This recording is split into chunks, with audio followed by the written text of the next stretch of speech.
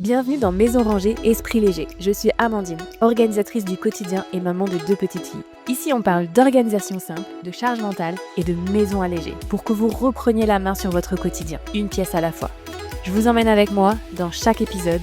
C'est parti. Hello Sarah, comment ça va? Bonjour Amandine, ça va et toi? Ça va, je te remercie d'être là pour parler aujourd'hui d'un sujet assez important, je pense, qui est reprendre du temps et retrouver un sens. Donc, tu vas un peu nous expliquer, mais d'abord, est-ce que tu peux te présenter rapidement, s'il te plaît? Oui, avec plaisir. Moi, je suis Sarah, révélatrice d'intérieur et fondatrice de Thérapie Rangement. Et pour l'instant, je suis située en Guadeloupe. Donc voilà. Donc, Ok, du soleil, quoi. oui, que du soleil. Que du soleil.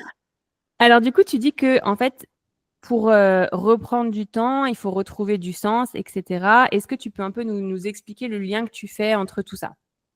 Oui, je pense que pour reprendre du sens, il faut retrouver du temps. Et en fait, je vais expliquer ça en trois points, si on veut. Le premier, pour moi, c'est de ralentir, on cherche souvent à donner du sens à notre vie. Mais pour ça, il faut commencer par s'arrêter, par s'écouter, parce qu'on vit dans un quotidien qui est souvent effréné. Et on répète les mêmes gestes, les mêmes routines sans se rendre compte. Et on se demande pas à un moment, est-ce que ça a encore du sens pour moi, tout ce que je fais quotidiennement? Donc, pour moi, dans le premier temps, il faut ralentir. La deuxième chose, c'est pourquoi il faut ralentir. Ben, pour moi, pour retrouver du sens, mais pour retrouver le nôtre, notre sens à nous. Puisque chacun de nous avons notre définition du sens, du cycle de vie et on a sa propre façon d'avancer. Donc, en fait, pour moi, en ralentissant, on apprend à s'écouter et on peut se poser quelques questions. Pourquoi je fais ça? Est-ce que j'aime encore ce que je fais?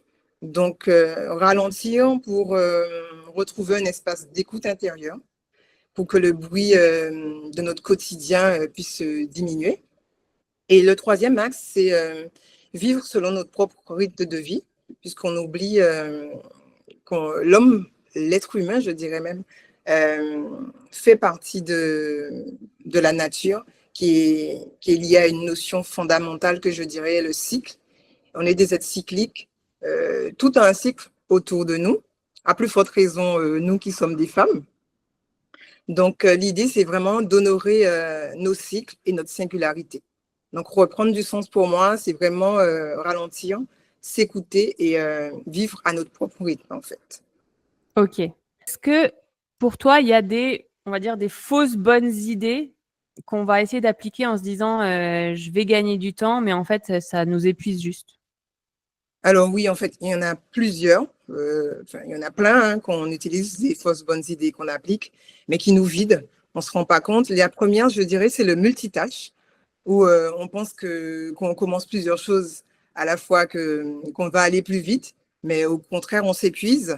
La deuxième chose, c'est éviter de remplir nos agendas, de mettre des silences dans nos agendas, puisque en fait, quand on met plus de silence, plus de pause, eh ben, on a l'esprit beaucoup plus clair. Et la troisième, c'est éviter de copier sur les autres, je dirais, et plus s'écouter, écouter notre propre énergie et pour pouvoir mieux avancer. Voilà, Mm. c'est ce que je dis. C'est tellement facile, je pense, de copier sur les autres, sur les réseaux, sur Insta, etc. Et en fait, c'est quelque chose qui ne correspond pas. Donc, je pense effectivement, tu as raison, c'est important de ne pas copier. C'est vraiment quelque chose d'hyper important dans l'organisation. Et comment alors est-ce qu'on va reconnecter avec ce qui est vraiment essentiel? Parce que quand on a la tête dans le guidon comme ça, des fois, c'est pas facile de se poser les bonnes questions. Euh, En fait, pour moi, tout ce qui est l'essentiel en général, c'est quelque chose qui va bouger, qui va évoluer au cours de notre vie, au cours de notre cycle de vie. Et la clé pour moi, c'est vraiment d'apprendre à connaître son rythme, son énergie et son corps. Donc, c'est vrai que quand, par exemple, on est fatigué, ça nous arrive tous d'être fatigué et on va se dire de ne pas s'écouter. Et si on avait prévu, par exemple, une to-do list longue comme ça, et et avoir envie de la faire et ne pas suivre son énergie. Donc là, on va plus retomber dans tout ce qui est fatigue, frustration, beaucoup de frustration hein, quand on commence à se rendre compte qu'on n'arrive pas à réaliser toutes nos tâches. Donc, pour éviter tout ça, justement, on va réduire notre to-do list dans un premier temps et se respecter en s'autorisant du repos. Puisque généralement, quand tu te sens fatigué, c'est peut-être pas spécialement de ta faute, mais ça peut juste venir de tout ce qui est, je dirais, ton cycle menstruel ou le cycle de la lune qui ont des fois des répercussions sur nous et on ne se rend pas compte. Donc, ne pas retrouver son essentiel, c'est ne pas se forcer et ne pas se caler sur des modèles extérieurs, des méthodes miracles, des routines, puisque notre essentiel à nous, chaque est unique. C'est vraiment être à l'écoute de son énergie, agir en conscience pour pouvoir retrouver du lien avec le temps qu'on recherche tant. Clairement, bah, le temps, de toute façon, c'est la seule ressource qu'on récupère jamais. Donc, c'est hyper important, je pense, d'y faire attention. Est-ce que du coup, tu aurais un petit défi à lancer à nos auditrices pour qu'elles commencent à essayer de retrouver ce temps et retrouver le sens, justement? Alors, le défi que je vais lancer, c'est vraiment un rituel de la météo intérieure, je dirais, cyclique, où 5-10 minutes par jour, on va répondre à quelques questions.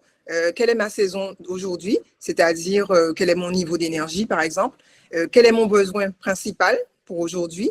Et quelle petite action que je peux mener pour honorer, en fait, ce besoin, pour permettre, oui, pour que je sois gardienne de mon énergie, comme je dis, et Ok, pouvoir super. ajouter ses choix.